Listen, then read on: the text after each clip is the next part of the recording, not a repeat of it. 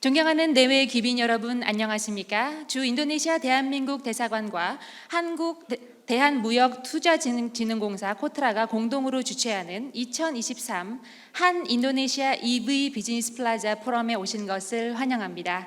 저는 이 뜻깊은 행사의 진행을 맡은 조세린입니다. 진행을 맡게 되어 영광스럽게 생각합니다. 그럼 첫 번째 순서로 이상덕 대사님의 개회사가 있겠습니다. 안녕하세요. 슬라마시앙 스마냐. 오늘 귀한 시간 내어 참석해 주신 지지 부디 안모 에너지 강물 자원부 국장님, 부디 세티아디 인도네시아 전기 이륜차 협회장님을 비롯한 내빈 여러분을 진심으로 환영합니다. 오늘 연사를 맡아주신 에비 카르티니 국립배터리 연구소 교수님, 천재훈 현대캐피코 지사장님, 스티븐 아드리안 산토소 다르마 폴리메탈 실장님 등 양국 기관과 기업인 여러분들께도 환영과 감사의 인사를 전합니다. 올해는 한국과 인도네시아 수교 50주년의 뜻깊은 해입니다. 인도네시아는 한국의 첫 번째 해외 투자국이고 목재 사업에서 시작된 경제 협력은 석유, 식음료 이런 부분을 거쳐서 에너지, 철강, 화학, 전자, 보건, 의료 등으로 크게 확대되고 있습니다. 특히 최근에는 조코이 대통령의 핵심 국정과제인 전기차 생태계 구축 사업에 많은 한국 기업들이 주도적으로 참여하고 있습니다. 올해 9월 자카르타에서 열린 한인이 정상회담 계기에 세계시장 공동 진출을 위한 EV 산업 생태계 조성 MOU도 양국 간에 체결되기도 하였습니다. 지금 한국 기업들은 전기차 생태계 구축이라는 인도네시아 정부 시책에 적극적으로 호응하고 있습니다. 인도네시아에서 전기자동차를 생산하고 판매하는 데 그치지 않고 배터리 생산에 필요한 핵심 광물의 채굴과 재련, 배터리 셀 제작, 충전 인프라 확충, 배터리 폐기와 재활용, 그리고 전기차 확산을 통한 온실가스 감축, 과 배출권 확보, 이와 관련한 제도 장비와 개선에 이르기까지 전기차 생태계 전 주기에 걸친 협력 사업을 진행하고 있습니다. 이러한 협력이 순조롭게 진행이 되면 한국 기업들로서는 인도네시아 아세안 시장 EV 시장 진출의 거점이 될 것이고, 인도네시아가 이제 거점이 될 것이고요. 인도네시아로서도 아세안 내 전기차 생산의 중심지로 발돋움하는 절호의 기회를 갖게 될 것입니다.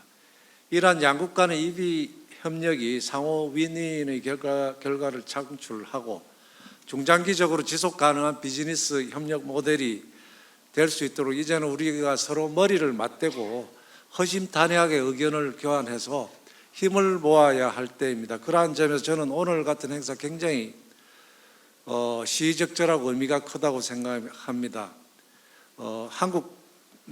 그러한 만큼 우리 한국 정부를 대표해서 이곳에 나와 있는 저로서도 지난 1월에 부임했는데요. 부임 후 10개월간 관찰하고 느낀 몇 가지 생각을 오늘 일기회를 빌어서 여러분들께, 특히 인도네시아에서 참석한 분들께 솔직하게 좀 전달을 하고자 합니다.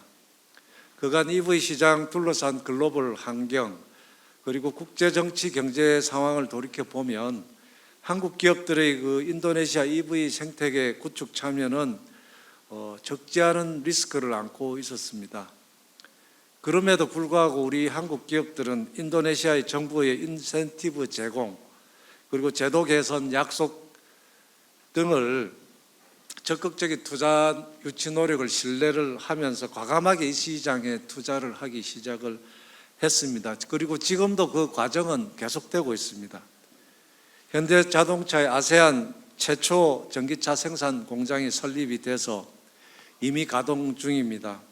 그리고 현대자동차와 LG에너지 솔루션이 합작해서 배터리 셀 공장, 그리고 현대모비스의 배터리 팩 공장 건설도 지금 순조롭게 진행이 되고 있습니다.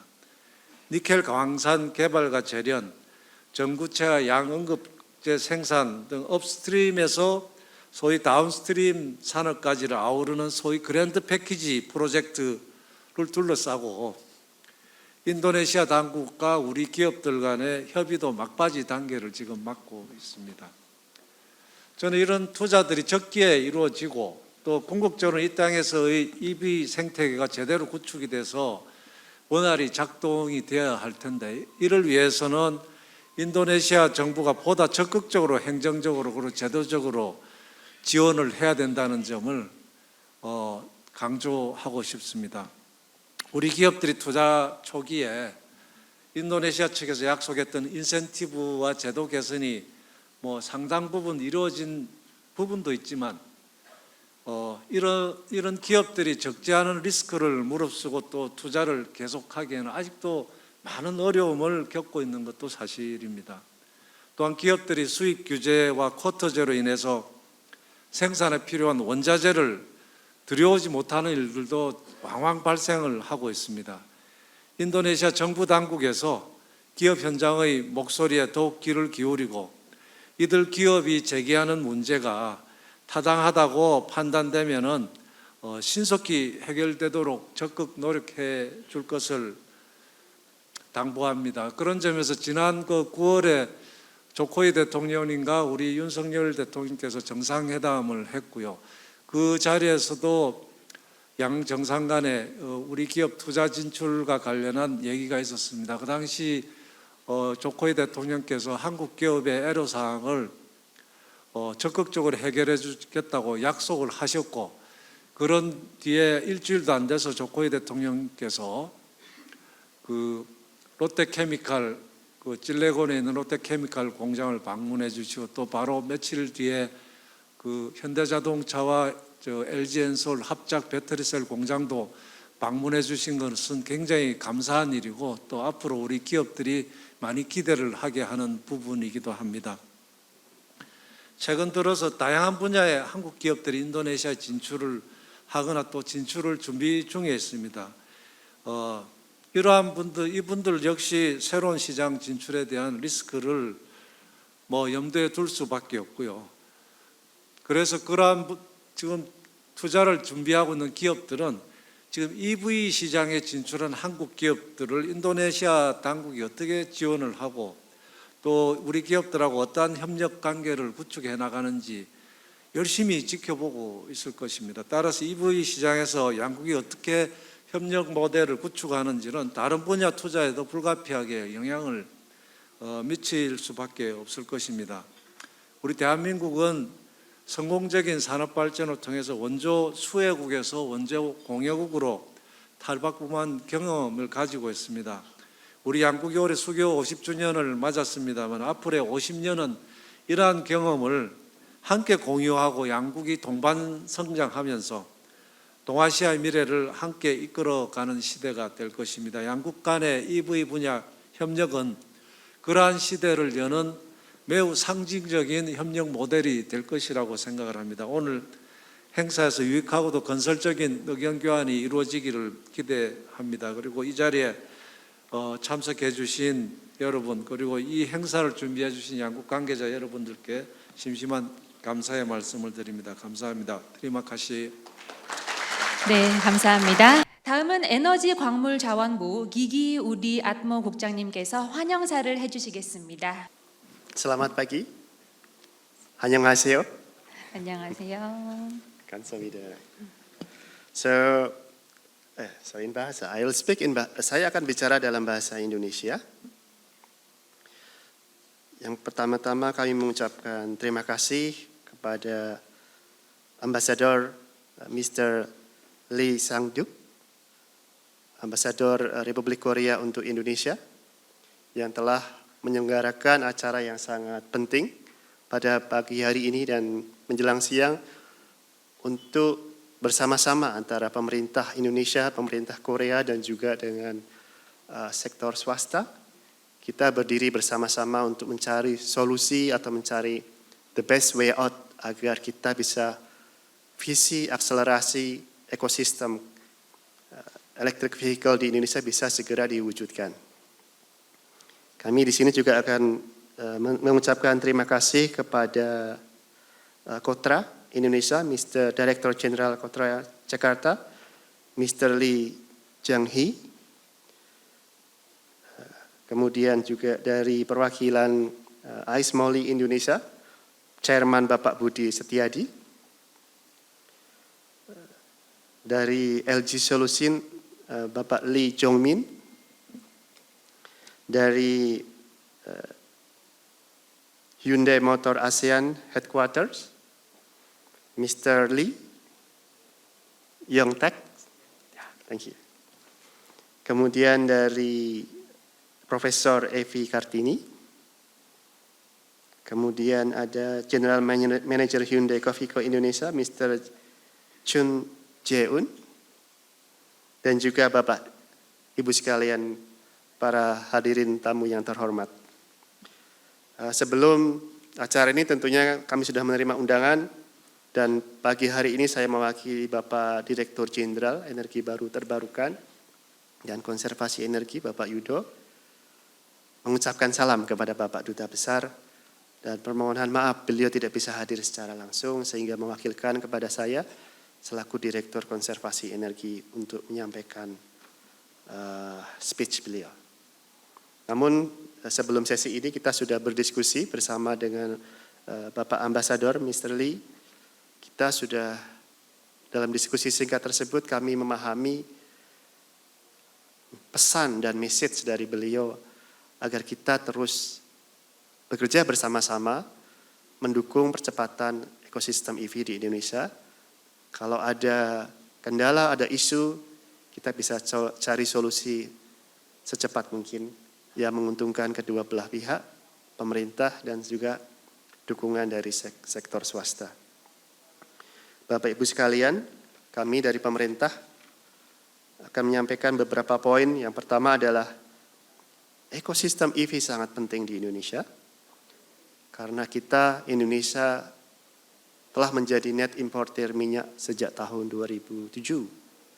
Sehingga upaya kita untuk beralih dari kendaraan bermotor listrik baik itu roda 4 maupun roda 2 dan juga yang lainnya termasuk bis maupun truk menjadi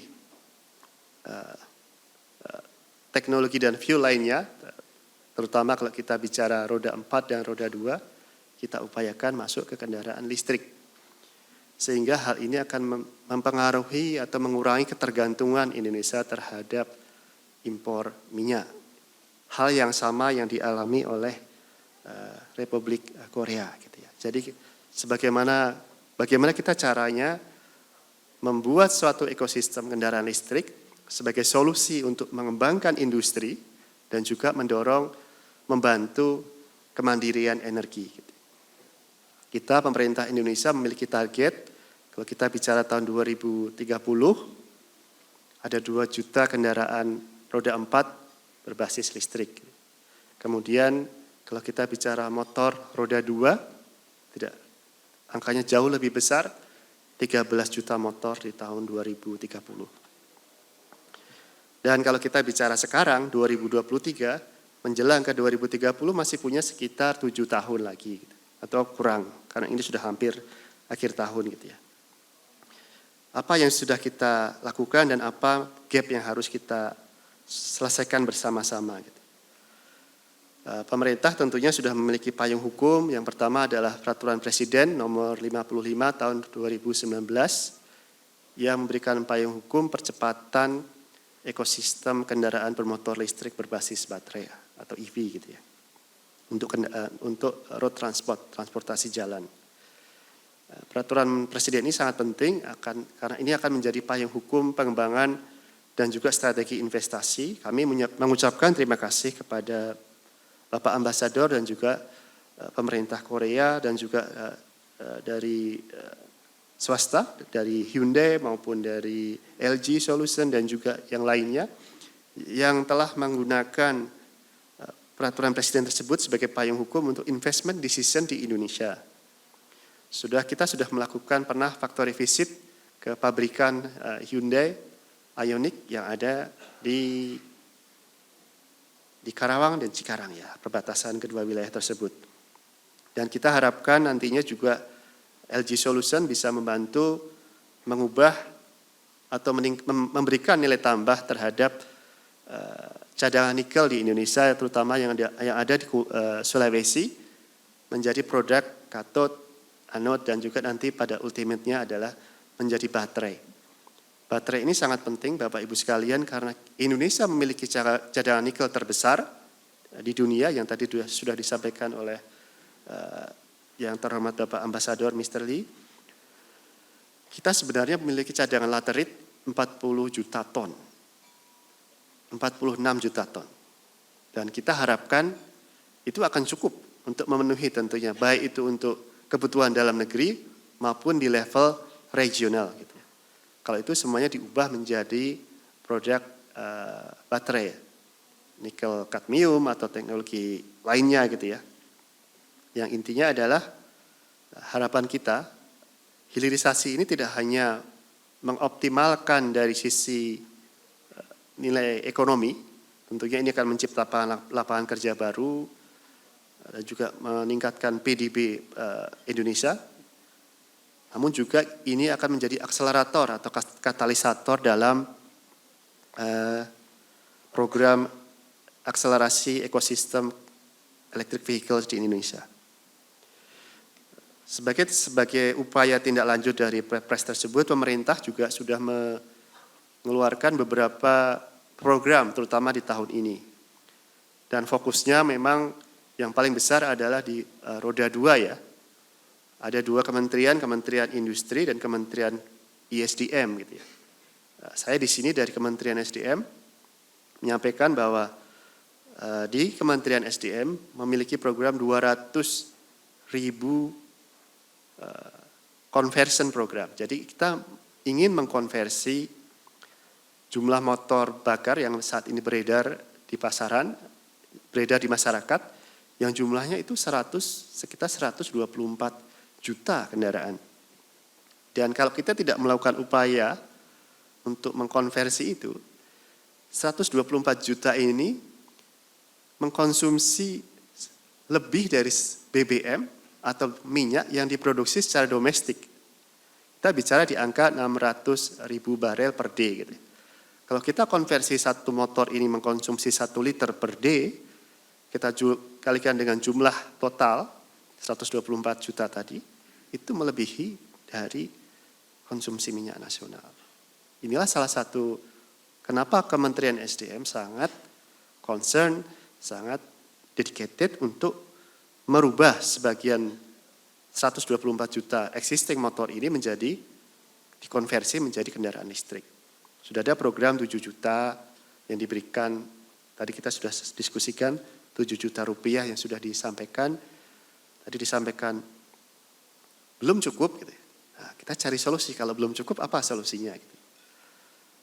Kalau kita bicara conversion mungkin harganya itu sekitar 15 juta gitu. Salah satu yang paling krusial adalah baterai. Gitu. Tahun ini kita harus mencapai 50.000 unit conversion. Angka yang kita peroleh per September, pendaftar masih sekitar 6.000. Masih jauh sekali dari 50.000 unit. Anggaran yang dialokasikan pemerintah untuk mengkonversi, itu untuk 50.000 unit, disediakan anggaran 7 kali 50.000 unit, jadi 350 miliar rupiah yang disediakan. Gitu ya. Kalau kita bicara kembali ke baterai, harapan kami, kalau kita bicara short term gitu ya, kalau bisa menyediakan baterai di dalam negeri, entah itu di source dari impor maupun di packing di dalam negeri, kami sangat welcome.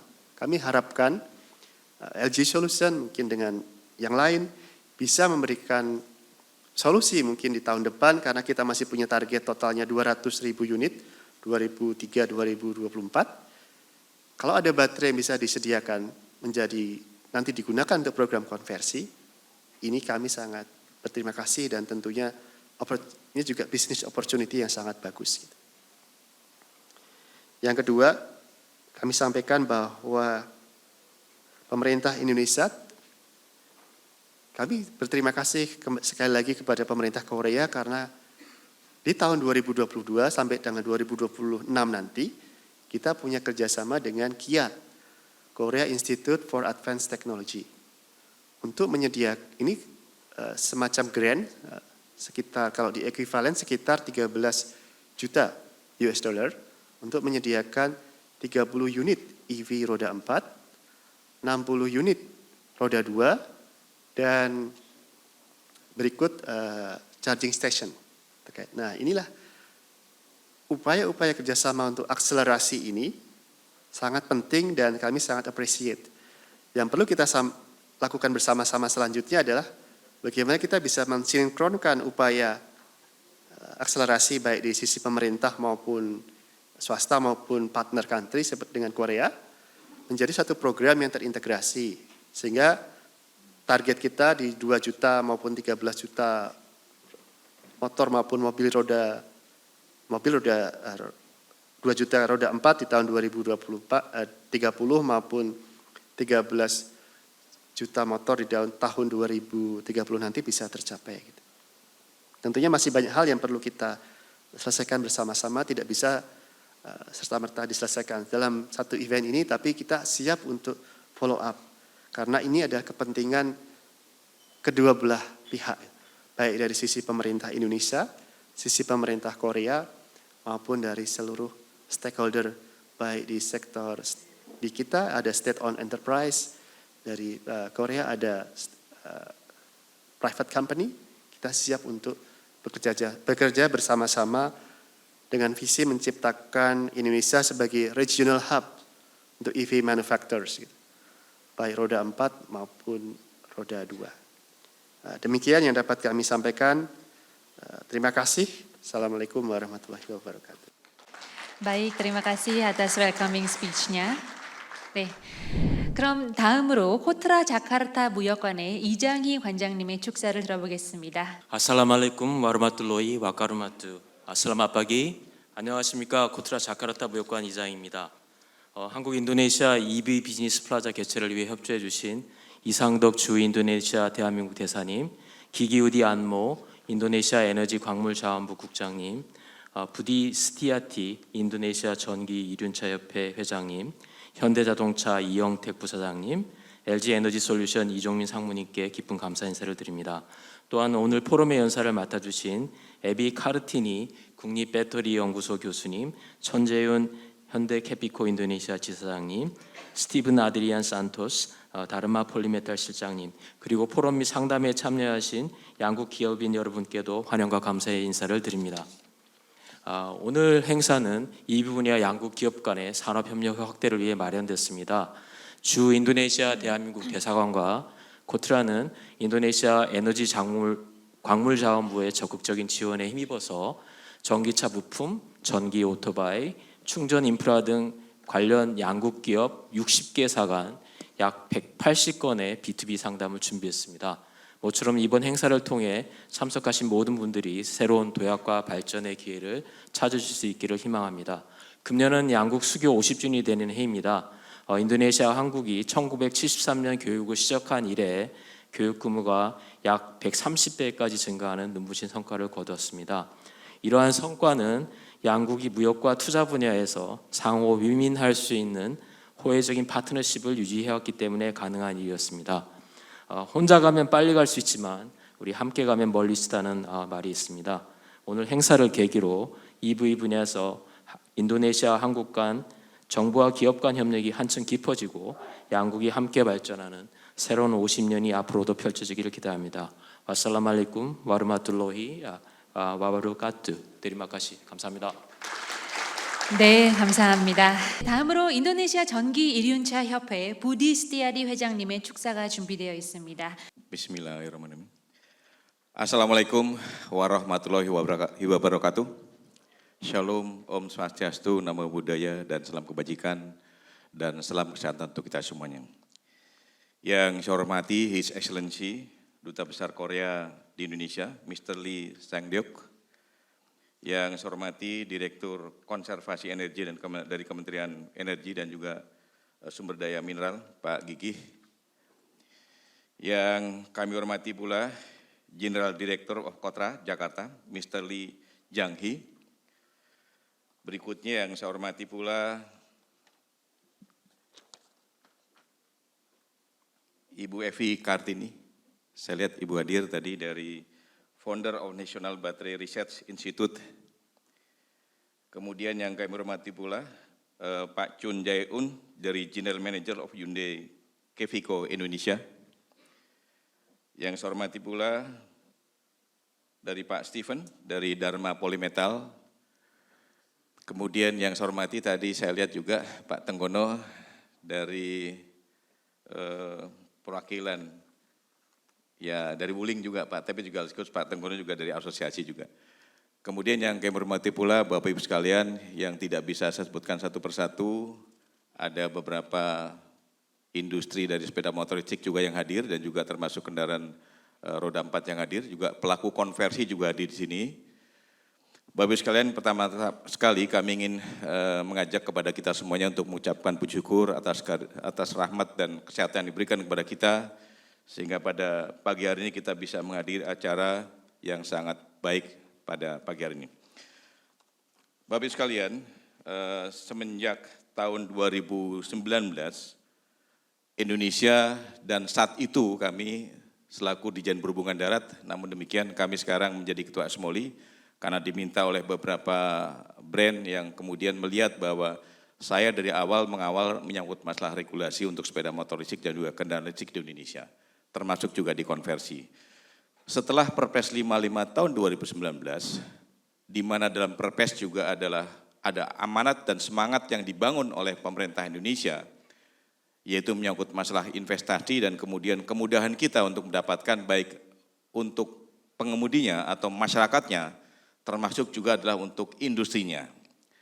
Nah dari tahun 2019 kami mengikuti, dari asosiasi juga mengikuti, saat itu pabrik sepeda motor listrik di Indonesia yang sifatnya masih assembly itu baru sekitar 9. Namun trennya sampai dengan tahun 2023 atau 2022 kemarin kami melihat data yang ada di Kementerian Perhubungan, sampai dengan sekarang sudah sekitar 52 pabrik sepeda motor listrik di Indonesia dengan berbagai macam teknologi, dengan berbagai macam kemampuannya. Dan saat ini kami sebagai Ketua ASMOLI sudah mendapatkan member dari pabrik sepeda motor listrik, termasuk juga adalah konversi sepeda motor listrik, termasuk juga adalah sepeda listrik, sudah mencapai sekitar 38 pabrik yang sudah bergabung dalam ASMOLI. Dalam kesempatan ini kami, karena hadir juga di sini ada pemerintah dari asosiasi, mengucapkan terima kasih atas dorongan pemerintah, tentunya dari kami Asosiasi Sepeda Motor Listrik Indonesia, juga hadir juga dari Periklindo, merasakan bagaimana pemerintah Indonesia mempunyai komitmen yang cukup tinggi dan cepat sebagaimana arahan Presiden untuk mendukung industri ini. Apalagi di tahun 2023 kemarin, untuk sepeda motor listrik termasuk juga konversi tadi Pak Gigi sudah menyampaikan, ada dorongan yang sangat kuat supaya masyarakat memiliki dengan skema subsidi. Di tahun 2023 ini sekitar 200.000 dan tahun 2024 adalah sekitar 600.000. Belum lagi ada yang untuk konversi. Dengan demikian kami melihat dari asosiasi melihat bahwa Indonesia merupakan peluang yang cukup besar untuk industri sepeda motor listrik, baik itu yang assembly atau yang lain, untuk bisa memasarkan sepeda motornya, memasarkan produknya di Indonesia. Tadi kami juga diskusi bahwa Indonesia merupakan negara ketiga atau keempat barangkali yang sangat mungkin mendorong beberapa produsen besar menjadikan Indonesia sebagai market untuk sepeda motor. Setelah mungkin China, setelah mungkin India, setelah itu baru Indonesia. Bapak sekalian yang kami hormati dan kami banggakan, pemerintah Indonesia sangat yakin bahwa sektor transportasi akan memberikan kontribusi yang besar bagi terwujudnya transisi energi melalui penerapan aksi energi ramah lingkungan secara baik dan juga bertanggung jawab. Kami juga dari anggota ASMOLI, yaitu merek Celis, telah melakukan kerjasama dengan Hyundai Kevico, yang semenjak tahun 2023 terkait dengan motor konversi. Seperti kami sampaikan tadi, bahwa konversi di Indonesia sudah kami, pada saat kami menjabat sebagai Dirjen Perhubungan Darat, sudah kami bangun semenjak tahun 2020 menyangkut masalah regulasinya, dan tidak hanya untuk sepeda motor listrik, bahkan untuk mobil juga bisa dilakukan konversi di Indonesia. Dan saat sekarang ini Kementerian SDM sebagai leading sector untuk kementerian yang juga nantinya setahu saya saat sekarang ini sedang juga dilakukan revisi beberapa peraturannya, namun juga memberikan kemudahan kepada masyarakat dengan program subsidi untuk yang konversi ini. Dengan demikian kami melihat bahwa komitmen pemerintah, kemudian asosiasi juga sudah mulai melaksanakan beberapa program kegiatan untuk mendorong amanat yang ada dari pemerintah. Kami di akhir bulan November ini akan menyelenggarakan EV Inabayar untuk Expo, yaitu di Smesco, dan kami akan mengundang sebanyak-banyaknya beberapa brand yang ada di Indonesia, termasuk juga yang dari Korea juga kami mengundang. Karena dalam konsep dan skema EV Inabayar nanti, kami dengan skema adalah B2B, kemudian B2G, dan juga termasuk B2G. Kami akan mengundang beberapa pemerintah kabupaten kota, kemudian provinsi termasuk juga kementerian untuk bisa hadir juga. Karena sasaran yang tahap awal kami dari asosiasi untuk bisa sepeda motor listrik ini bisa cepat kepada customer, cepat kepada masyarakat. Kami melihat kalau hanya mengandalkan ke retail, mungkin barangkali tidak terjadi semacam akselerasi. Nah untuk itu, tadi Pak Gigi juga sudah menyampaikan ada Inpres nomor 7 tahun 2022 yang juga adalah mengamanatkan kepada semua kementerian lembaga, kepada seluruh provinsi dan juga termasuk kabupaten kota yang ada di Indonesia, untuk mulai mengganti kendaraan-kendaraan operasionalnya, kendaraan-kendaraan inventarisnya dengan electric vehicle, baik yang 2 wheels maupun yang 4 wheels. Dan secara bertahap kami melihat dari asosiasi melihat khususnya di pemerintah DKI Jakarta saat sekarang ini sudah mulai menggunakan sepeda motor listrik untuk kepentingan Dinas Perhubungan, kemudian menggunakan sepeda motor listrik juga untuk kepentingan Pol PP. Kita harapkan kolaborasi antara pemerintah Indonesia dengan Korea yang saat ini sedang kita gagas bersama akan semakin memperkaya, akan semakin meningkatkan semangat kita bersama, karena menyangkut masalah kerjasama ini sangat penting bagi kita semuanya, supaya industri di Indonesia juga nantinya akan meningkat baik kemampuannya, termasuk strategi untuk bisnis juga strategi untuk marketingnya. Bapak Ibu sekalian yang kami hormati dan kami banggakan, pada kesempatan yang baik ini pula kami mengucapkan terima kasih kepada Kotra yang telah menginisiasi dan mempertemukan antara pelaku industri yang ada di Indonesia untuk EV dan juga ekosistemnya, sehingga nantinya kita harapkan akan lahir kerjasama, kolaborasi, partnership antara industri EV di Indonesia dengan Korea, dan sebagaimana kami sampaikan potensi masih cukup terbuka. Kami menyampaikan juga bahwa setelah 52 pabrik ini menurut saya masih banyak potensi yang akan datang, beberapa pabrik dari kendaraan listrik dari beberapa negara yang menggandeng juga beberapa pengusaha lokal. Yang kami dengar kemarin dan sudah ketemu dengan saya adalah dari India, kemudian juga dari Korea, dan sangat terbuka. Kemudian Bapak sekalian, saat sekarang ini kalau kami melihat untuk industri sepeda motor listrik di Indonesia, teknologi di baterainya, teknologi di kendaraannya memang sangat menentukan. Variasi harga saat sekarang ini juga sangat menentukan percepatan untuk penetrasi ke masyarakatnya, penetrasi ke pasarnya. Kami melihat bahwa saat sekarang ini harga sepeda motor listrik sangat bervariasi di Indonesia.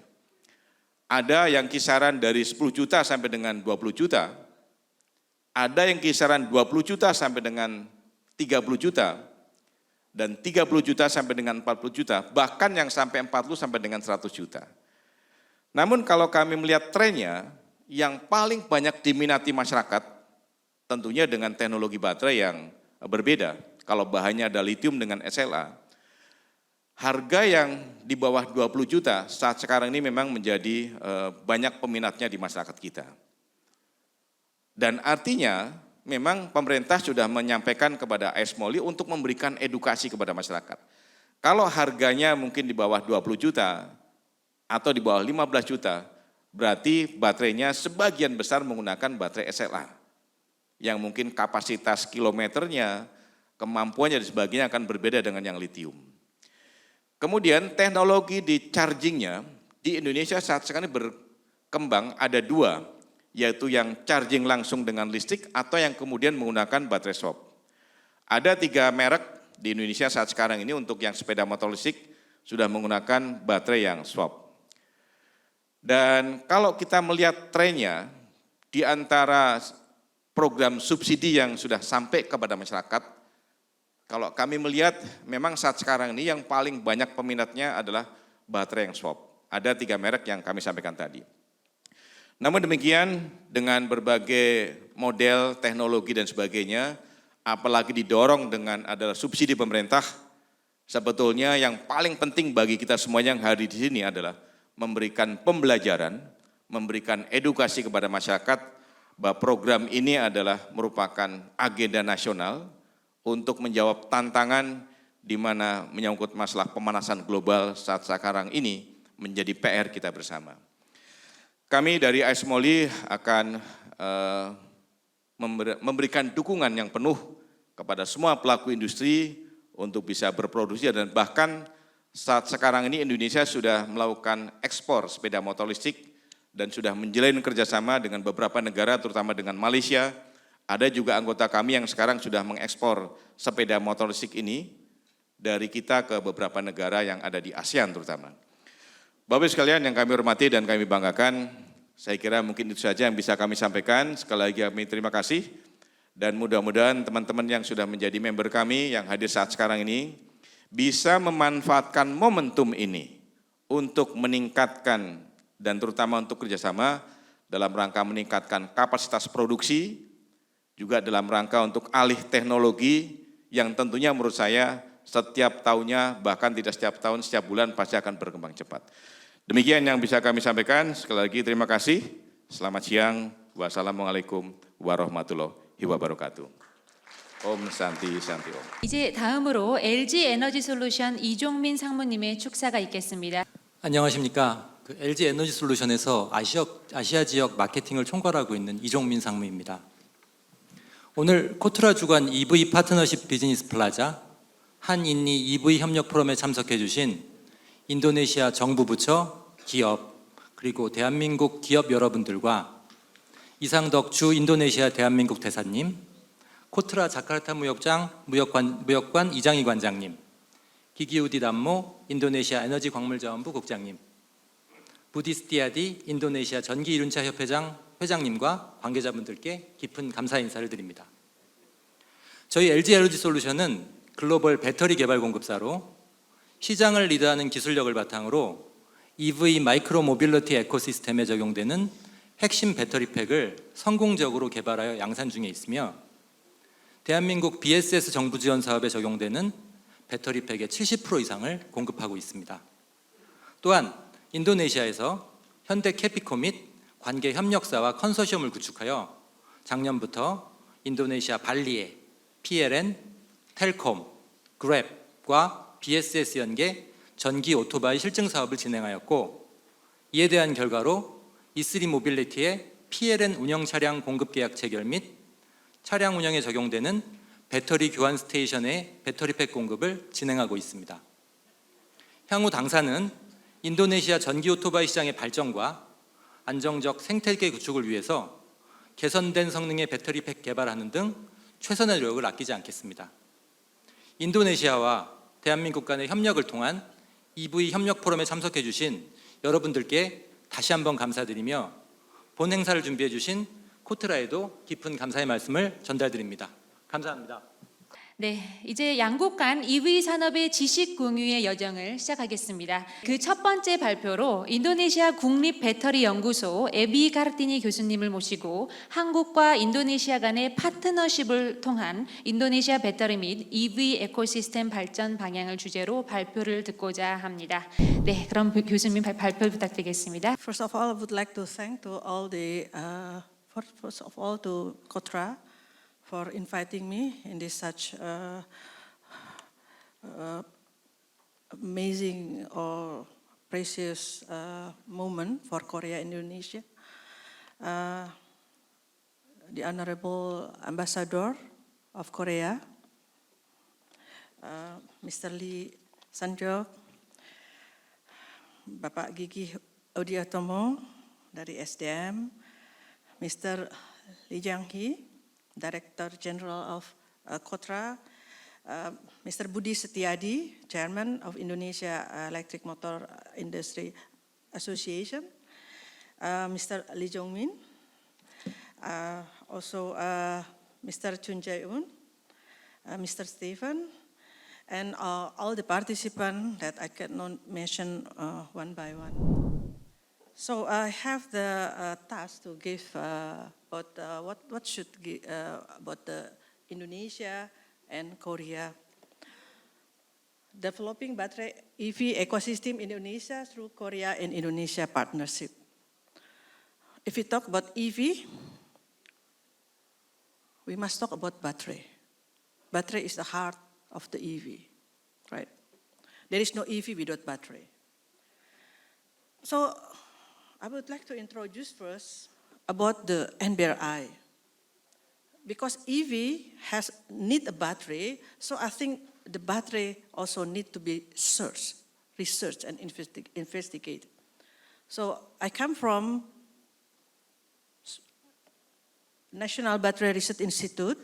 I'm also professor at the National Research Innovation Agency. So why we should make this NBRI? This is independent institute, Center Excellent Innovation on Battery and Renewable Energy. So we founded this 3 years ago with professor from UK, Professor Alan Drew. So I became the founder of the NBRI, and Professor Alan Drew became the co-founder of the NBRI. So we have a mission.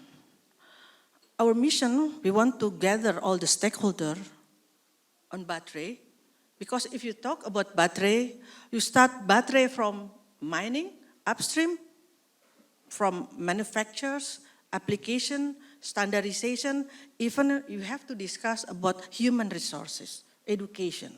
So battery is the whole things. You cannot say the battery is only cell. So our vision to gather this all stakeholder in the production and how to improve the performance of the battery. And of course, we have a mission, how to make Indonesia to become independent in energy. As long as we import the battery from abroad, we are not independent. But we know we are rich with local resources. So we have to make it in Indonesia. So what we do? First, we need to do the innovation. Innovation that's must, yes? And then education. Education to the people. Education to the, also to the government, to educate, because the battery need to be learned. Not everybody can just use the battery without any training, right? And then we need to talk also about the battery standardization.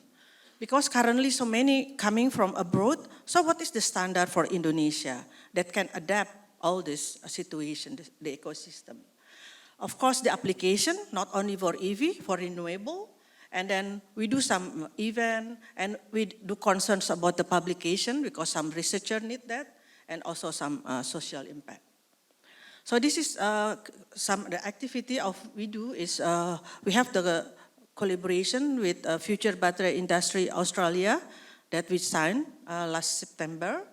And then we give also a training to DN College from UK. They came to our facility.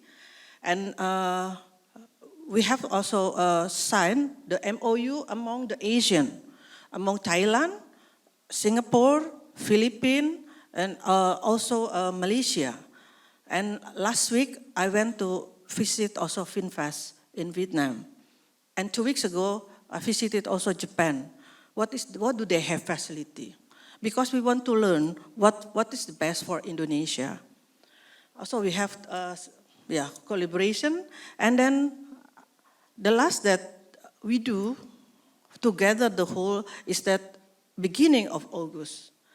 So if we talk on the EV, if we talk on the battery, but we have to gather all the mining until the whole stakeholder together. So we run International Battery Summit in Jakarta on the 1st or 2nd of August. So one of our vision, one of our dream comes true.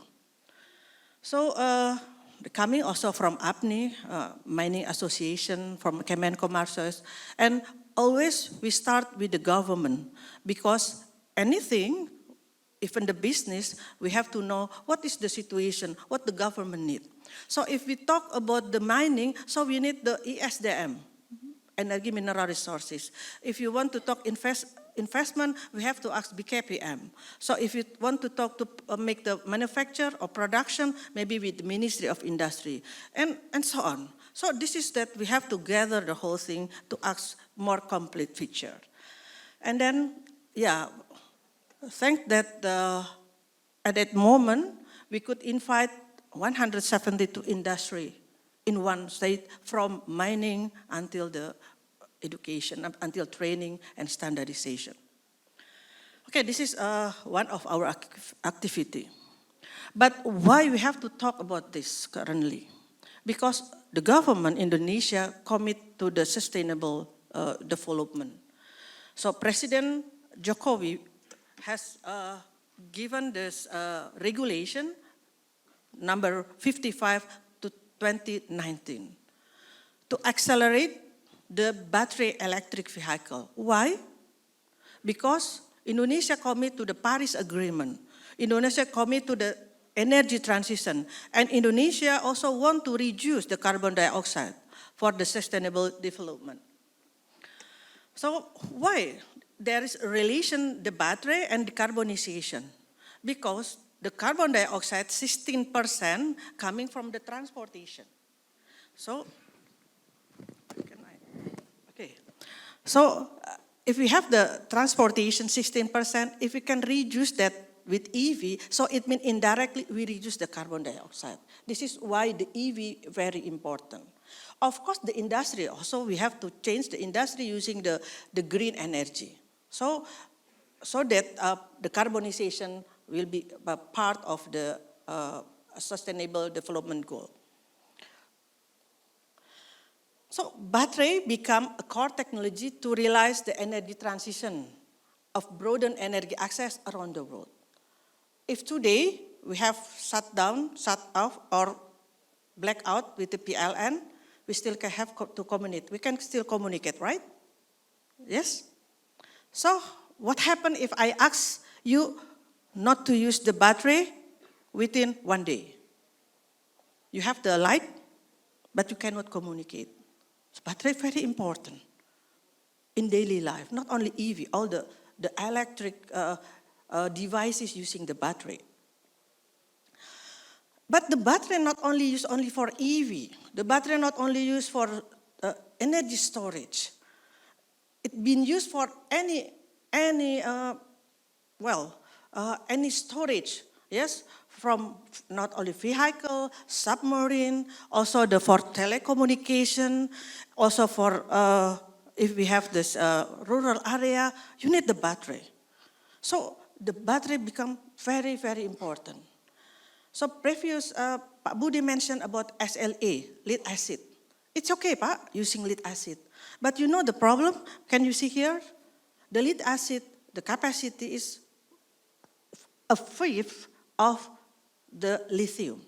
So it means, so I check, if you have the lead acid with 18 kilogram, so you can replace with only 2 kilogram lithium ion battery, because lithium ion battery is high energy density.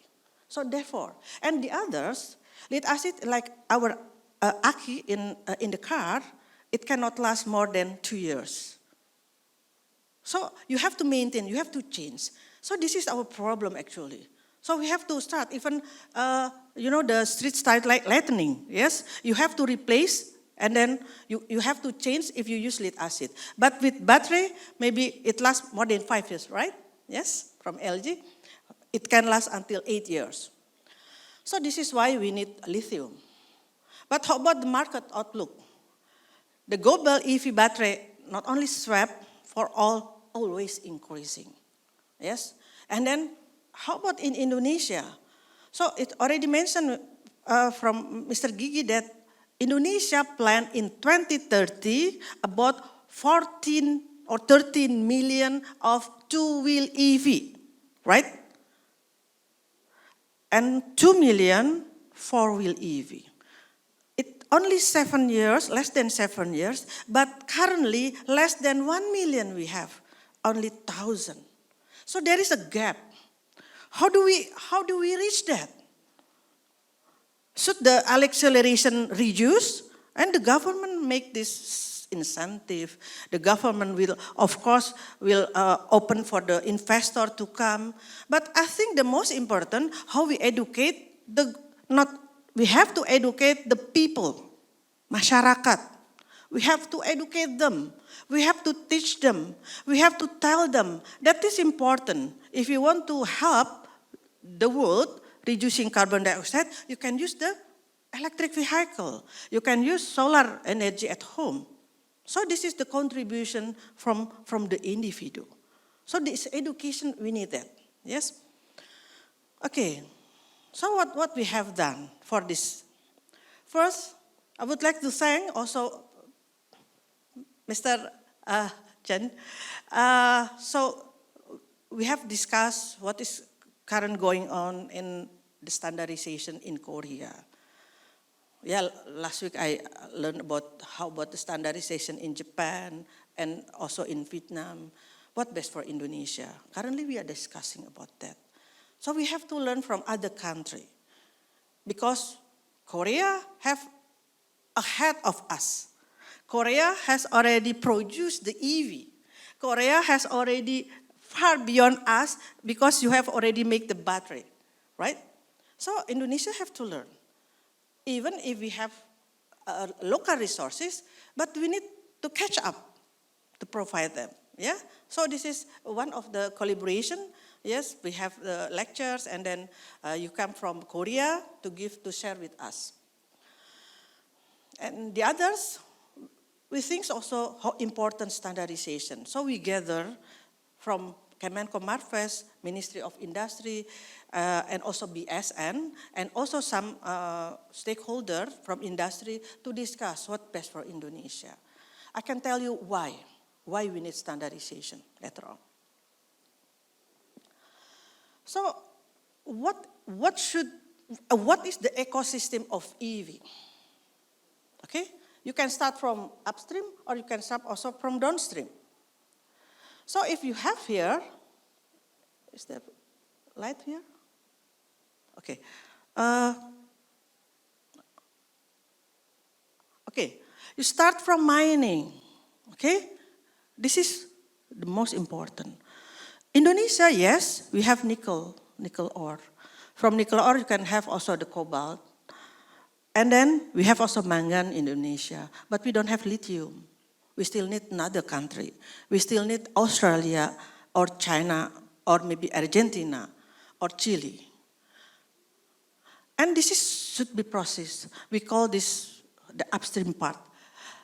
Currently, if you hear the downstreaming of the upstream or hilirisasi dari mineral, it's this. Okay? How you make this added value? Formerly, Indonesia export nickel ore. But 2 years ago, the government forbid it, right? So we have to make it added value in Indonesia. So you need smelter to make it become the nickel pig iron, or you need HPAL to make its mixed hydroxide precipitate. So it all should be proceed in Indonesia. But later on, this is not enough for battery. You need to proceed more. You have to go to nickel sulfate, yes? So, yes, so you have to go to nickel sulfate to make a cathode, and then afterward you need the midstream to make the factory, and afterward you make the EV. Okay? So we know that if you have the car, please correct me, Mr. Lee, half of them, the weight, half of the price is the battery, right? Almost. So Of course, if we can say that the TKDN, local content, should be 80%, it is impossible if your battery just imported, right? Because already 50% is the battery. So how to reduce the cost of the EV is the battery. If you can make the battery in Indonesia with local resources, make the factory here, all it can be down, decrease the. I think that's the answer. You will make this answer, okay? Later on if you use the local mineral, okay? So this is, and the second, why is the price 101 per kilowatt hour? Yeah, because that is the price currently because of the material, because of the technology. It's so expensive, right? But I hope that if Indonesia can explore all these local resources from Indonesia, I believe the price it can be reduced. So sometime I was invited by CNBC, they mentioned, is it possible Indonesia to be a king of battery, Raja Battery Global? Well, as long we can have this all ecosystem, of course, yes. So we do also some research. Of course, we cannot compete the Korean, we cannot compete the Vietnam, we cannot compete the Japan. But we have to start to learn, to understand which part, what is the main problem.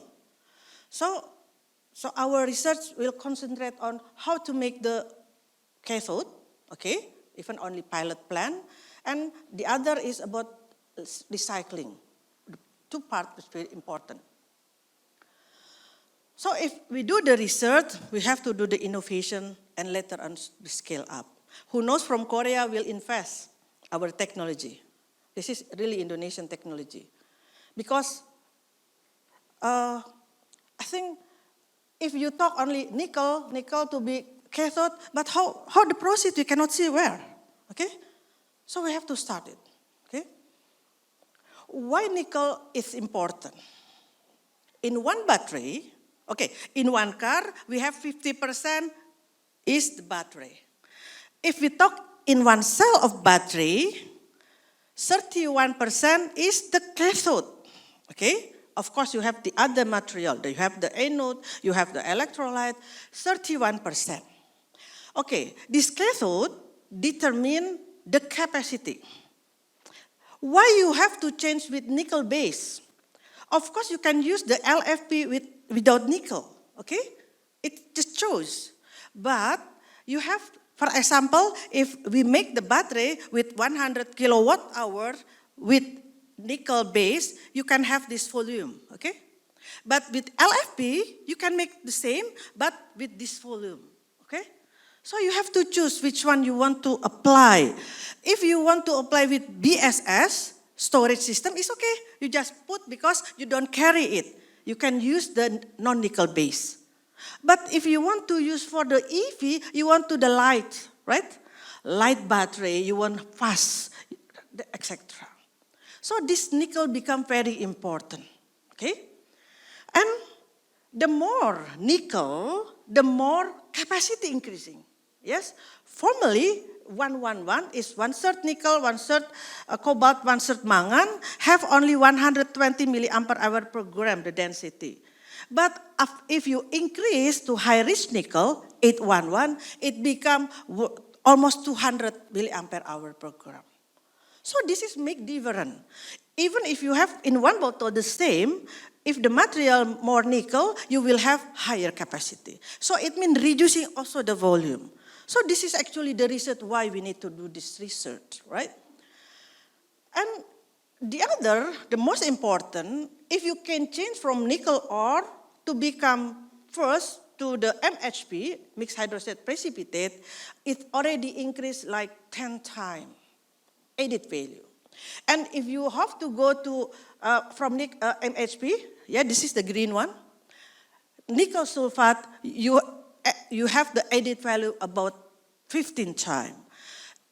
If you have nickel sulfate, cobalt sulfate, mangan sulfate become precursor, the added value become 30 times. And if you add the lithium become the cathode, you will have 50 times the added value. And finally, if you can produce the battery 150 times. Therefore, NBRI really support the government of Indonesia to make the factory in Indonesia, from ASTM. You have to make in Indonesia because we have all the added value here. Increasing added value, it means that we have also increasing economy of Indonesia. Okay? So this is why but of course, we have to do it. Maybe I would say like this. Don't be proud only you are rich with nickel. No. If only nickel ore, nothing. But you have to be proud if Indonesia can be exporter of precursors. We can do it without lithium. Precursor in the world. We can export to the country, for example, Australia, they have the lithium, we can make that. We can start with that, okay? First, one by one. And we can be the exporter of the cathode, okay? So this is the strategy, okay? So there is a process. Well, I was wondering how is the process, whether it's complicated or not. It's simple. If you have this all sulfate, if you want to visit, so we make it a pilot, which is only, so I asked that to make only 2 kilo. It's okay 2 kilo, but we make it. We prove whether our local resources from local industry can be make a precursor or can be make the cathode. So we did it, okay? So this is why I said that the more the nickel, like 811, the higher the capacity. Okay? And then the nickel, the future of the battery, they need high-rich nickel, more than 80% of the nickel. Even, well, in FinFET, they use even higher than 80%. So it means, is it nickel important? Important. But you cannot reduce the cobalt. Why you need that cobalt? Because your car need to be accelerate, so you need it. Cobalt is twice more expensive than nickel, but you still need it, okay? Like we have tahu and cabe, you still need cabe, okay? Mangan, you need it to make it stabilize. So this is, okay? So we make in our lab, just to show that we can make it, okay? This is not big, not huge factory, it's just only pilot plant. If we want to produce 1 kilogram of cathode, so we have to make like 30 liter or 60 liter of slurry. So we make it in the lab. We just want to show that, oh, this is GB, is industry from Indonesia. We use also the comparison from Sumitomo, and we make this cathode. Okay, it's done. But of course, we need the support to continue this. Okay, but at least we prove. In order what? If we understand the technology, if someone want to invest, so we know the technology, we can discuss with them. Okay? Otherwise, we don't know anything. Okay? Yeah. This And the second, if you have the cathode, the second part is battery assembly. If we have the lab scale, but we have to understand what is the process. Making the battery is, yeah, we can ask Mr. Lee, okay? You should teach us. But this is only simple for the lab. But it is very important. You need the cathode, you need the anode. So making the battery, preparation the battery, not only nickel. Cathode is only one part. So Pak, from ESDM, I asked to make this, who will contribute for the supply chain of the separator, the can, the aluminum, and the electrolytes. We need that, okay, to make this midstream. So we have to understand. So this is the second technology important. The first, the material, and the second is the battery preparation. If you see the battery like this, what is the inside? The same, only the package different. What make different is the cathode. I can say that, for example, cylinder 18650 NMC. It has voltage 3.7 and 2.5 ampere hour. But if you use the LFP with the same size, cylinder 18650 LFP, you will have 3.2 and 1800 milliampere hour. The same, but different material will give different capacity, will give different power. So you just choose.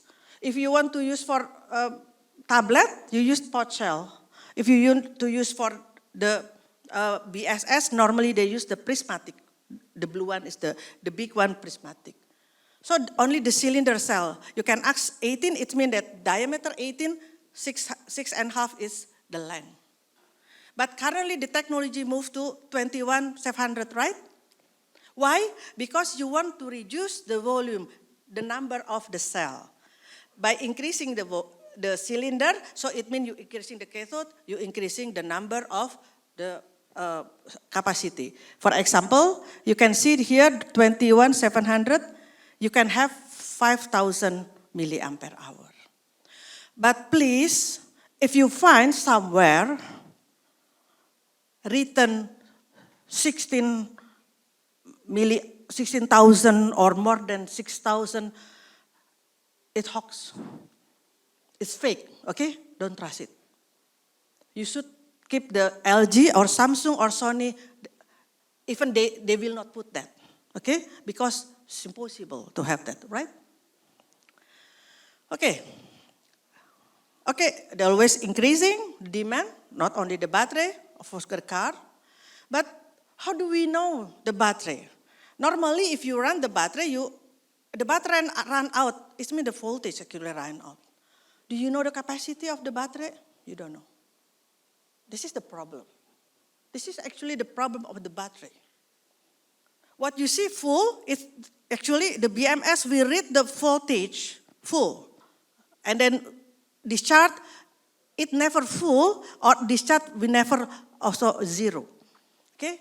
So you need an equipment. So we try to provide this system to understand, to help the industry in Indonesia. At least we start something. Several we have to do of the tests. You know why? If you don't do the safety testing, one cell, problem with one cell, it will go thermal runaway to the other. So this is what happened. So using the battery not only to educate, but safety precaution is very important, especially for the production of the EV. Please tell them, please explain carefully to them. Because sometimes you just charge the battery, okay, because all the night. But whenever it's full, you have to take it out. Otherwise, this is what thermal increasing, because it's already full, therefore there is cell failure, one and coming to the other. So this need to be educated, right? So this is not test of the other, but we try to want to understand what is the commercial one. But what we show is the good battery, okay? I don't show not the good one. So we have this LG. I think with the same size, LG can produce higher 3,000 milliampere hour. Yes, there is Samsung 2,600 and Sony 2,600. So I ask what make different LG and Sony with the same size using NMC. Can you answer me? I think already.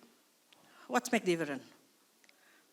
You know, I'm a kind of curious because never written in that NMC what, okay? So what I do is I just open and put the NXRD and I found out you have higher rich nickel, 622, and the other still use 111. Okay? This is showing how different even one cell. But still, there is no perfect. Okay? We cannot reach the whole, like if you written 3,000, it's 2,830 milliampere hour. But it's okay, still above 90%, right? But most of the battery, less than that. This is about capacity to choose. But the second, how about life cycle? How do you know that battery is good or not? You have to do life cycle, long life cycle. How many? 400. So if your life cycle going this, so it means it will be just finished after a few hundred. But you can compare the slope, okay? Which one the better? So we do this in order to understand what's going on, okay? We do also for the other, well, and many of the battery. Okay, now we understand already the battery. Now we talk about the two-wheel EV, about the battery pack. Okay, so there is, well, the expectation there will be 12 million. Okay, so it means that what do you think about the current motorcycle which is not EV? Will become the waste? So the government make the conversion. It's better to make conversion. Some of them you can use it. Okay? So there is some requirement actually to do this test. Yes? When I went to Japan, to Korea, so I was dreaming that Indonesia have that kind of facility. Maybe some from perindustrian here. Pak, dari SDM, we need to have this facility for testing. Indonesia does not have yet. We need to. We have to. Otherwise, we cannot say that this is the standard. If you talk about standard UN 138, you have to do the test of mechanical test, electrical test, thermal test, and we need special equipment.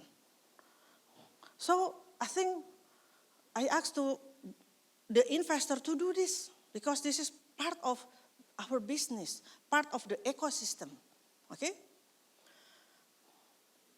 What is the pack? The pack is consists of cell. If you found the cell wrong, so it means the pack will be wrong. That's all. Why the pack not good? Because the cell not good.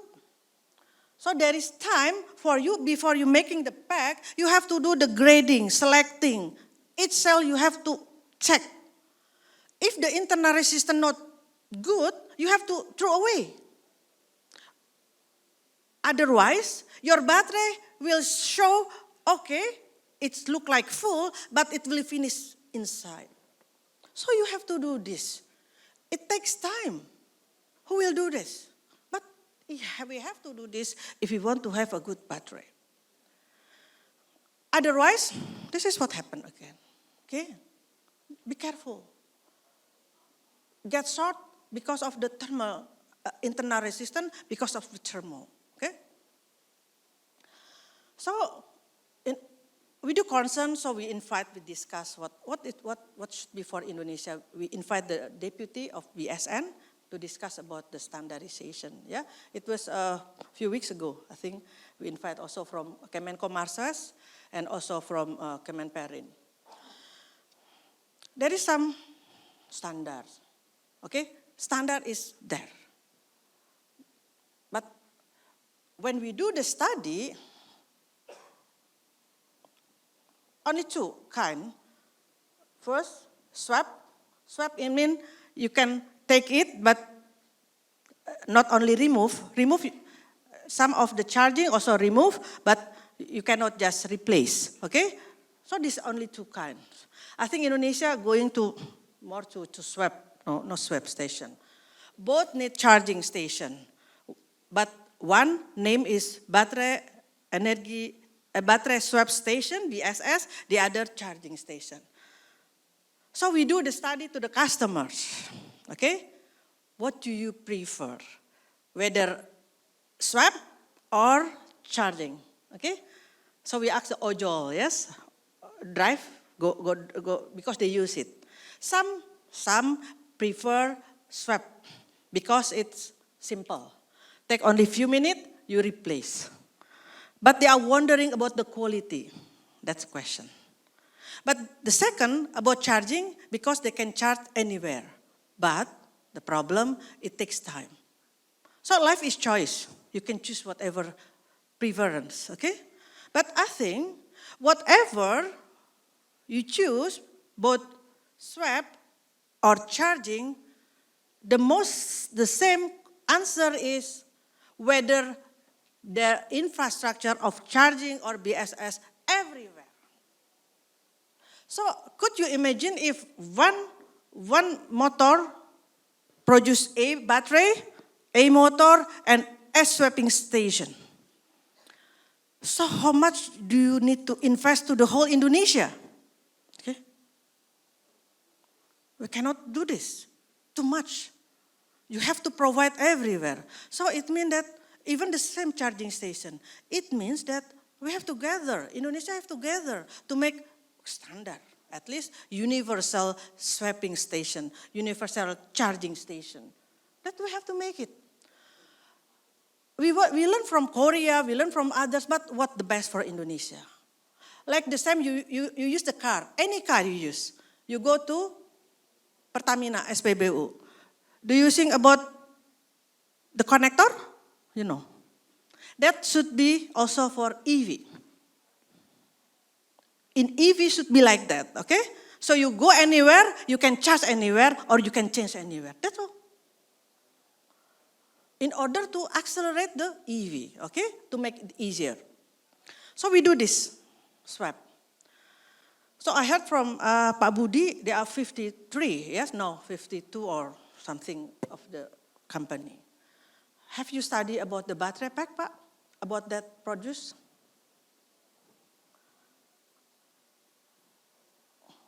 This is all in Indonesia, okay? More than 20, I didn't show, I just saw what is showing. You know, the volume different, connector different, material different, the size different, all different. Is it problem or not? This is problem. Please be ready, Pak. Regulation have to make it. Otherwise, the investor coming, they already spend money, and then they don't know what the regulation. And suddenly, the Indonesia will give this regulation, and what else? So we have to do it early as possible to make maybe only 3 kind, 48 volt, 60 volt, 72 volt, and any size. To make this, of course, business is important, but this is regulation.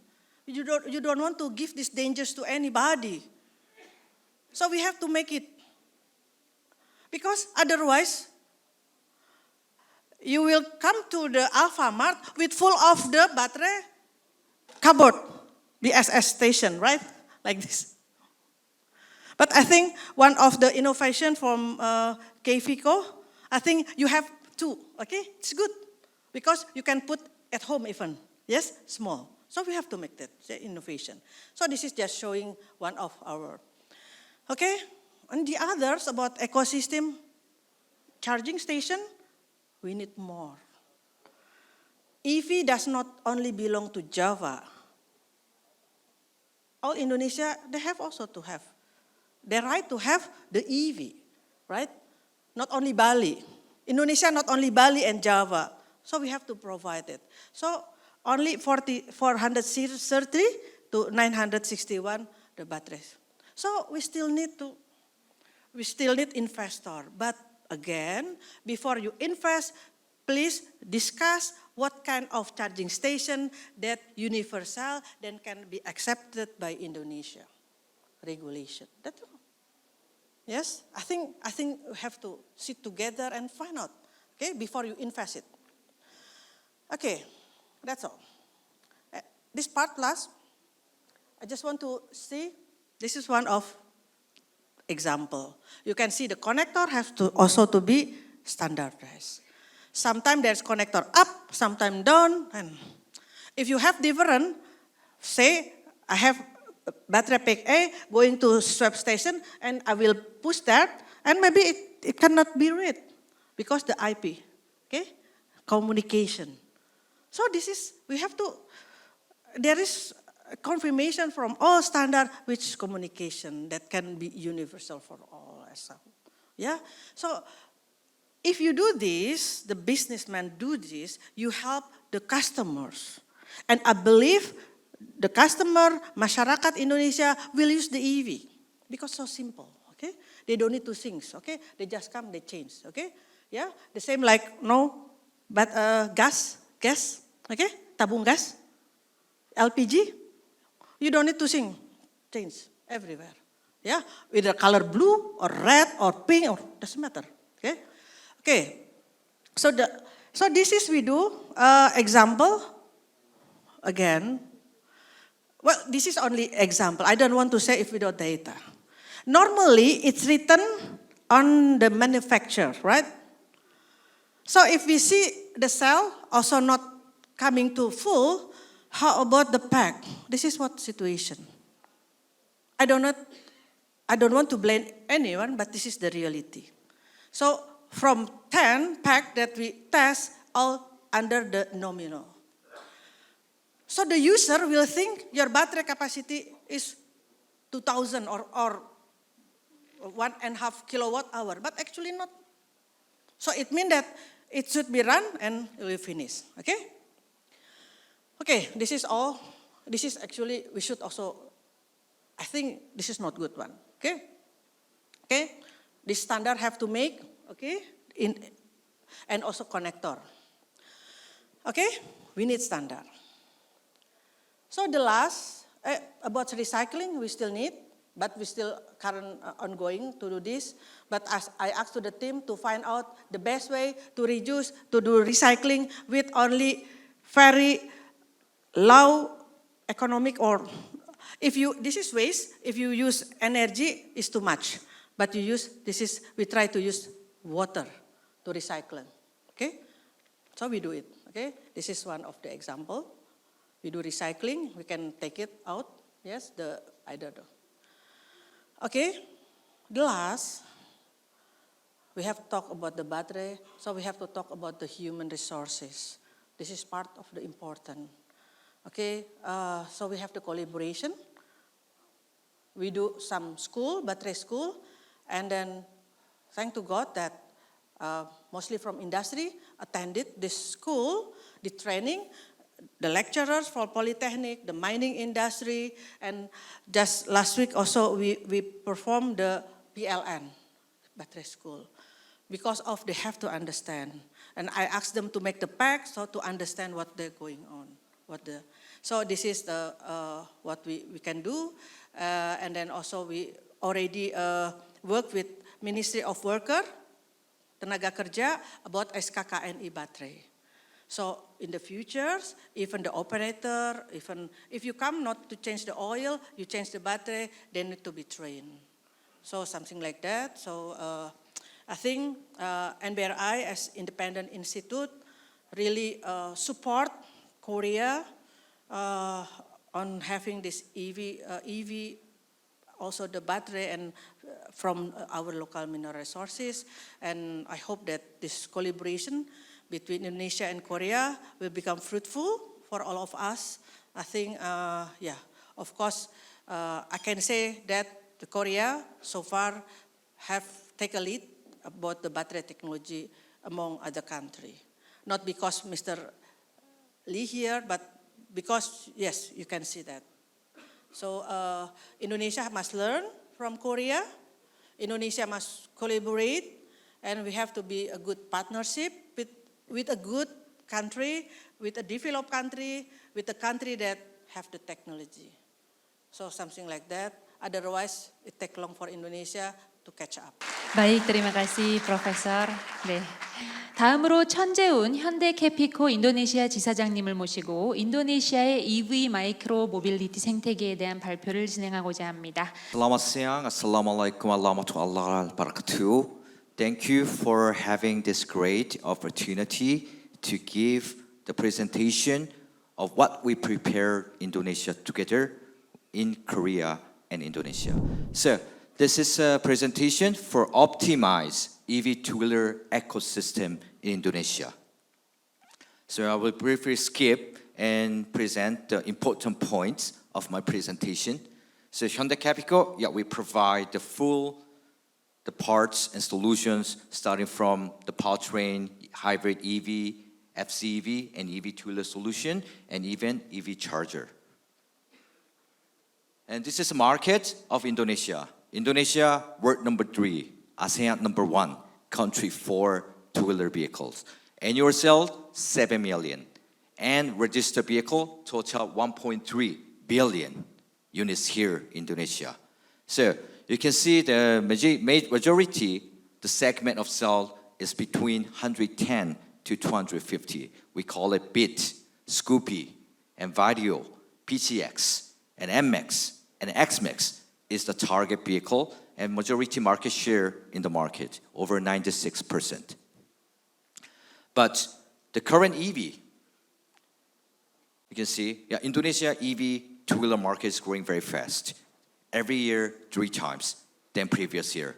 But you can see here, there are the moped, which is the performance below 50 cc is a majority sales in EV. So it's not equivalent for the current customer use in Indonesia.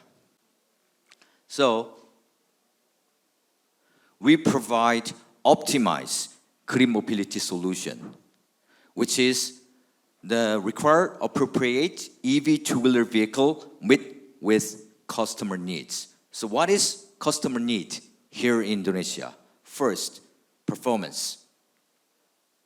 Equivalent vehicle, which is equivalent market driving habit for speed, torque, uphill, loading, and sustainable driving. For example, more than 2 people driving one motorcycle, and even up to 5 people driving in one motorcycle. And they carries like a refrigerator and washing machine in the back seat of two-wheelers. So we need the performance to cover the customer requirements in the markets. So we provide the 96-port system. So under the more than 5 years evaluation about entering the EV two-wheeler markets, we talk about the voltage. And voltage equal to the performance of the vehicle. So we decide over 110 to meet with 250 cc, 96 voltage system is optimized voltage in the market. So how we create this 96 voltage? Through 48-volt battery systems. So 48-volt battery system is meeting with the safety regulation, which is a IEC standard. So according to IEC standard, over 60 volts DC is high voltage. And during that using high voltage situation, the people will get electric shock and get to killed in serious situations. So we are talking about the BSS, battery swap station. So what is the meaning of battery swap station? In any occasion, anytime, any people can touch the batteries. So in this case, we need to consider the safety of use of the battery swap. So we use system basis using 2 48-volt batteries, series connect inside the vehicle and make it 96 to provide the optimized performance with Indonesia customers. And next, battery vehicle charger in performance and quality assured in safety, durabilities, reliabilities. Why? In Indonesia, when people buy vehicle, it's become the asset of these people. And what is the average ration of vehicle use? 5 to 7. And there is people who use more than 10 years, 15 years.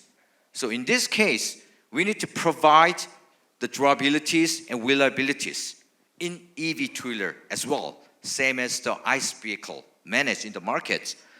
So we provide the equivalent for average revelation, 7 years. So how we manage here? This related to create residual value of the vehicle to sell the EV two-wheeler in second-hand market. Because when you buy Honda Beat, Scoopy, MX, PCX, if I sell in the second-hand market, the residual value of this vehicle is very high. So we need to create the same market situation as ICE vehicle does. So how? Yeah, we provide the automotive basis design products which can coverage the durabilities and reliabilities in components and the motor and powertrain and also batteries. And the one important point that EV two-wheeler have the opticals create the residual value is because of the battery. That's why we put charging infra in the swap batteries. So we exclude the battery from sales of the vehicle. Same as what ICE vehicle does. They just sell the vehicles. And then where you fill up the gasoline from gas stations. This is the concept of the BSS. Yeah, we sell the vehicles without the batteries. And then people go to the battery station and change the batteries. So this case, the people doesn't need to care about the condition of the batteries. So what happened? What will happen? Currently, when I sell the vehicle, I buy battery with.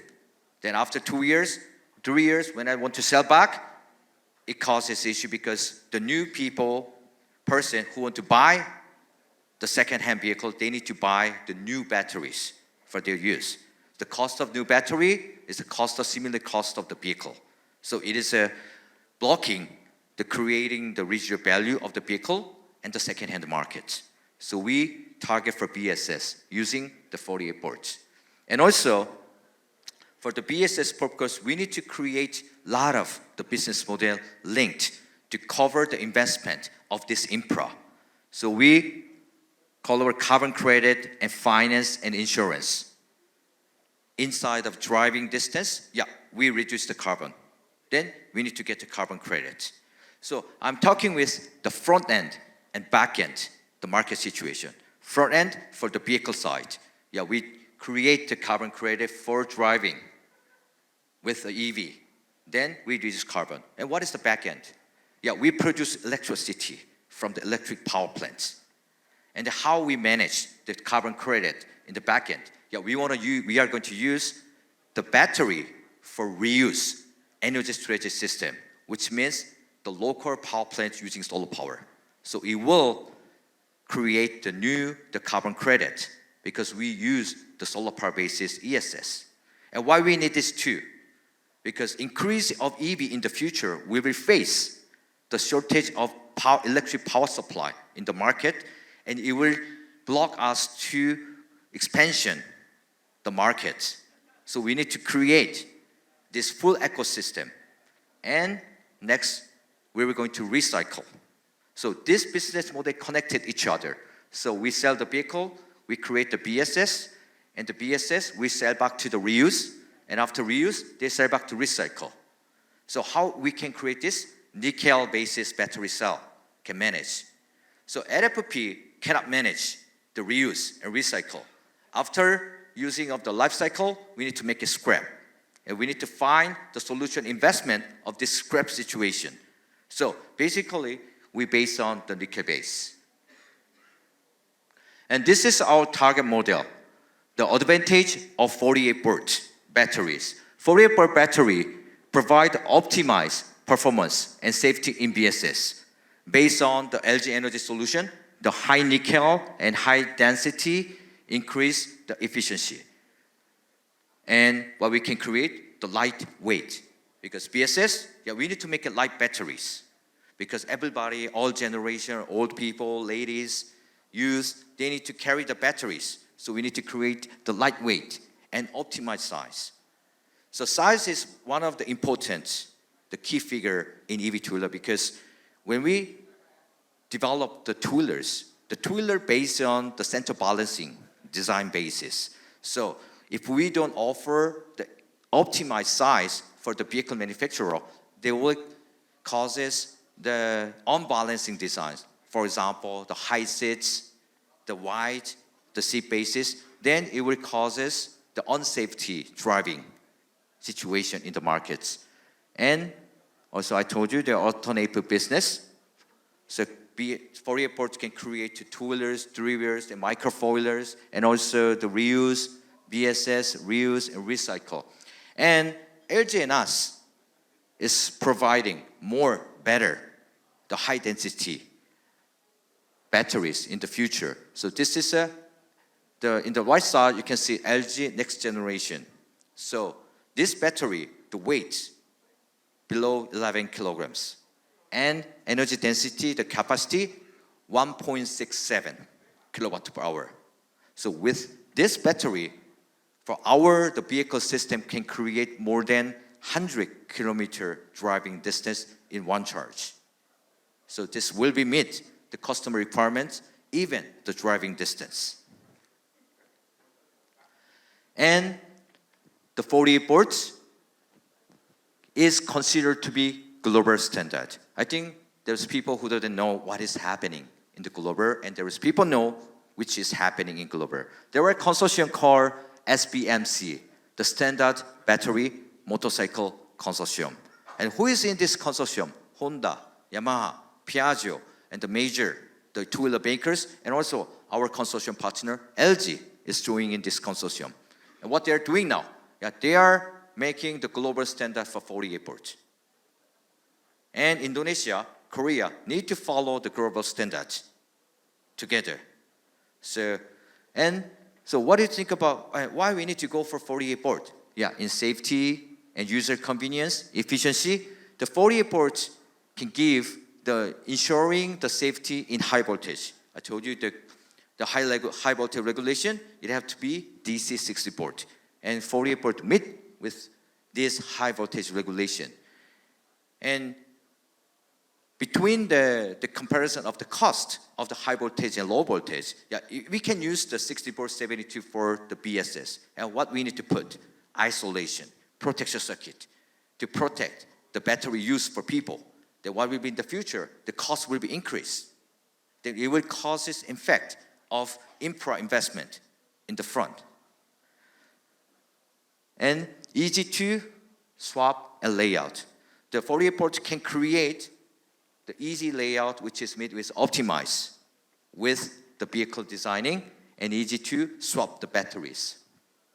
And the low weight, and also we can create the safety and in the single battery pack. And also in the vehicle side, we can create various applicable vehicle in this market. So we can use the one battery for 3 kilowatts for target for the 50 to 80 cc, the vehicles. And we can give the two battery 90 support system between the 110 to 200 cc grade. And we can use 4 batteries to create over 300 or 400 cc bases. And we can put 8 batteries in micro EV vehicle for the the trucks and the passenger vehicles in the markets. And this is a system comparison with the 48 volt and 1672. Yeah, we use one single battery, 48 30 ampere. And inside the vehicle, it creates to be 96 30 ampere. So in 60 volt, if they want to meet with our battery performance, they have to be 60 volt 50 ampere. Then the battery weight can be over 18 kilograms, and it is impossible to use it for BSS. And also 72, they need to manage 72 and 45 ampere, and then also the weight have to be 8 kilograms. So we suggest that 48 voltage optimize the battery voltage and solution in BSS markets. And so this is the business plan and ongoing and complete plan in Indonesia. We focus on the cooperation with Indonesia and Korea government and private companies such as manufacturing, BSS service, and coming business. Yeah, our subject for localization in Indonesia for investment and cooperating with Indonesia company for vehicle, battery, charger, and also the motor powertrain system is under consideration of investing in Indonesia, and vehicle already complete to be localized, and the battery is ongoing discussion for investment for 48 volt system, and charger is related to the ongoing process, and all other components for speed meter or wire harness, which we develop for EV two-wheelers, is ongoing to be here in Indonesia. And from this event, we will have the deep down meeting together with Indonesia companies and Korean companies together. And for BSS, yeah, we already invest for 48-port system, BSS, and we do trial tests with the PLN, Telkom, and the Grab in Bali, and now we are expanding to all locations in Indonesia.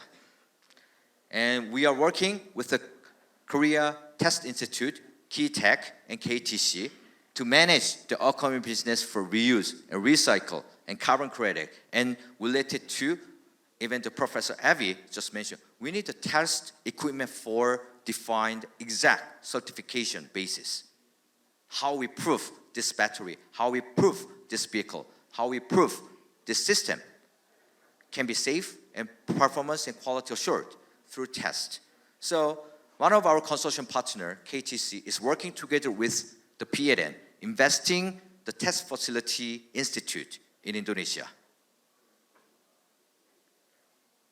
And this is our proven deploys Indonesia. We signed MOU with PLN to cooperate the EV ecosystem developing, and we start the POC kickoff in Bali, and after 1 year, we successfully signed the supply contract with PLN to using for their operating vehicle purpose for our EV and ecosystem, and we signed the MOU with Bapenas to support and cooperate the developing the optimized Indonesia EV two-wheeler ecosystem. And we already signed MOU with the conversion, the development. So I told there are 1.3 billion the gas ICE vehicle in Indonesia, and there is a regulation for conversion, and we create with Celis, Spora, and our BSS provider, and with the ESDM and Drive, and also PLN. We create the consortium to accelerate the performance and quality assured basis conversion vehicle. And this consortium linked to the performance battery swap to decrease the cost and also residual value creation through the networking of after sales. The conversion becoming the business model of two-wheelers linked to all ecosystem. And this is the BSS location in Bali. We are the flexible installation basis in any condition of location. We can put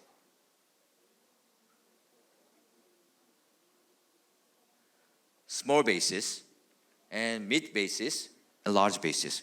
We can place in the houses, we can place in cafe, convenience store, or we can place in SPKLU or SPPKLU for the public station in large bases. So Indonesia, Korea, EV Micromobility Consortium cooperate to create new value together.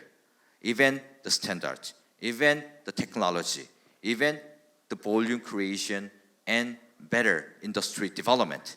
So clean by high performance and quality assured products in Indonesia to meet with satisfaction and safety basis for the customers and connect with mobility service and solution to develop the carbon credit, the IoT value of the mobility convenience solutions and serve the short distance using battery swap station in safety assured battery pack in BSS using 48-volt system. So thank you for hearing my presentations. Terima kasih. 이제 다르마 폴리메탈사의 스티븐 아드리안 산토소님을 모시고 왜 다르마 그룹은 EV 기술을 개발하고 있는가에 관한 발표를 진행하겠습니다. Selamat siang kepada Ambasador Korea untuk Indonesia, Bapak Lee Sang-dok, kepada Direktur Jenderal Kotra, Bapak Lee Jang-hee, President of Hyundai Motor Asian Headquarter, Bapak Yong Taek Lee, dan kepada para pembicara sekalian dan Bapak Ibu sekalian. Saya Steven Adrian Santoso, saya adalah Deputy Head of Business Development dan Corporate Finance serta Corporate Secretary dan Corporate Legal serta Investor Relation dari PT Dharma Polymetal Tbk. Hari ini sebelum saya mulai, saya ingin menyampaikan terima kasih dan juga minta maaf juga karena harusnya chairman kita, Bapak Irianto Santoso, harusnya mengisi acara ini, tapi karena ada berhalangan jadi tidak bisa hadir di sini.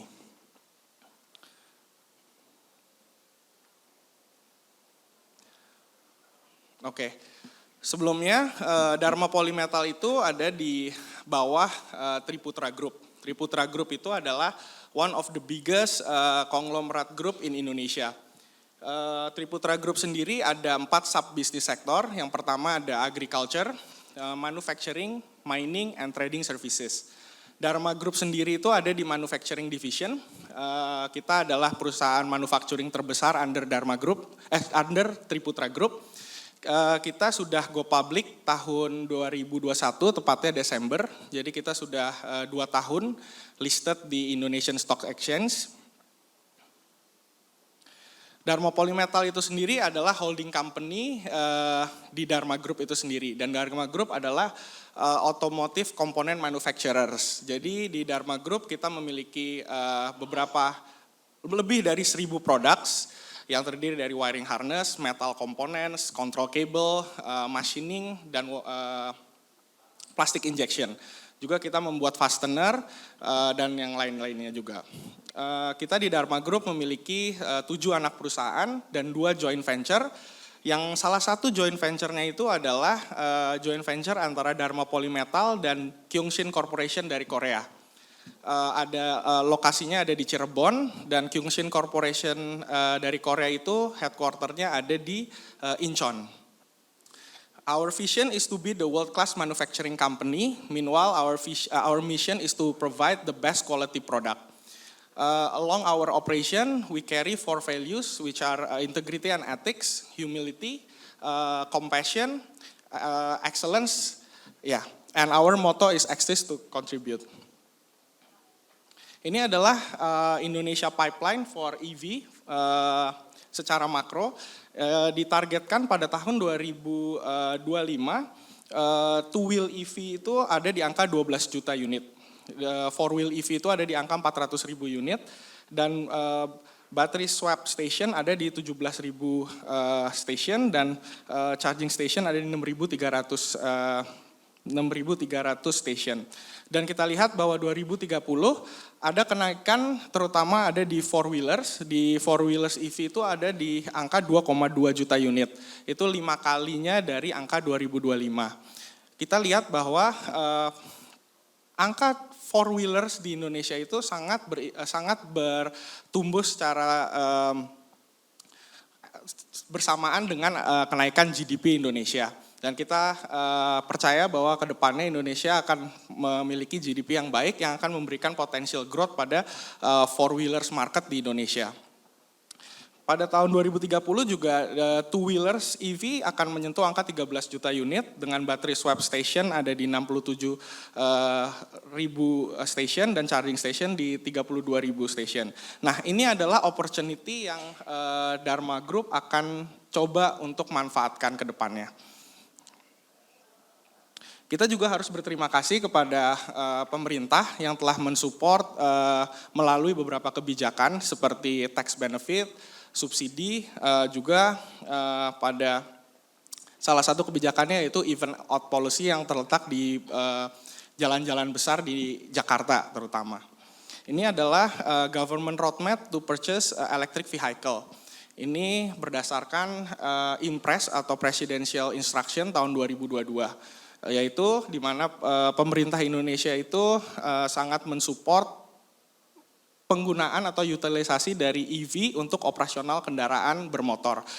Tidak hanya two wheel tapi juga four wheel. Yang 2030 itu diprediksi sebanyak 400.000 unit untuk electric motorcycle dan 133.000 itu untuk electric car. Nah ini adalah sebenarnya perbedaan dari EV dan ICE yang terutama terletak di baterai, power control unit dan motor. Tapi kita juga tidak bisa melupakan bahwa frame dan komponennya itu sendiri juga memakai raw material yang berbeda. Untuk EV akan banyak menggunakan high tensile steel. Apa itu high tensile steel? High tensile steel adalah komponen metal dengan weight yang lebih ringan atau lightweight material, tapi memiliki kekuatan tarik yang lebih tinggi untuk mengakomodasi beratnya baterai. Nah, saya di sini mau mengatakan bahwa Dharma Polymetal atau Dharma Group itu sendiri sudah memiliki knowledge, kemampuan, serta production facility untuk membuat high tensile steel itu sendiri. Ini adalah business development yang diterapkan oleh Dharma Group ke depannya. Kedepannya kita akan memperlakukan yang pertama new product development, strategic partnership, joint venture, dan company acquisition. Untuk company acquisition itu sendiri, terakhir kita telah mengakuisisi salah satu perusahaan komponen otomotif juga yang bergerak di bidang metal stamping, yang salah satu customer-nya itu adalah Hyundai.